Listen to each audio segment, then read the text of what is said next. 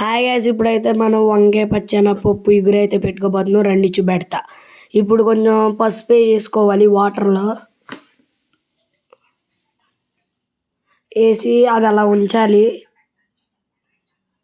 5 minutes ఉంచాలి.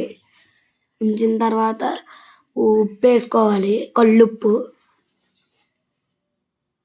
శనగరాయిలో కొంచెం కొబ్బరి నూరుకోవాలి.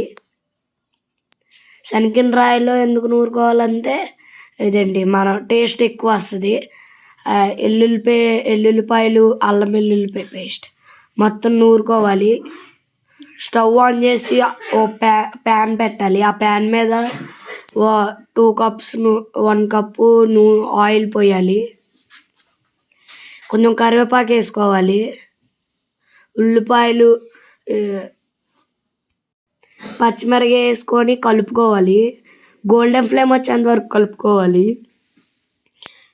తర్వాత పసుపు వేసుకోవాలి. తర్వాత కలుపుకోవాలి. తర్వాత కల్లుప్పు వేసుకోవాలి.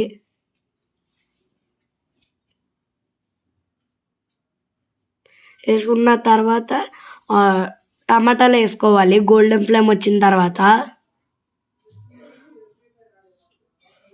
ఆ తర్వాత అలా ఉంచాలి. తర్వాత వంకాయలు వేసుకోవాలి. వంకాయ ముక్కలుగా కోసుకొని వేసుకోవాలి. నానబెట్టి పెట్టుకున్న పచ్చెనపప్పు అయితే వేసుకోవాలి. ఒక 5 minutes అలా కలుపుకున్న తర్వాత కారం వేసుకోవాలి. తర్వాత కలపాలి. తర్వాత ఇందాక ఆడుకున్న అల్లం వెల్లుల్లిపాయ పేస్టు దాంట్లో వేసుకొని కలుపుకోవాలి.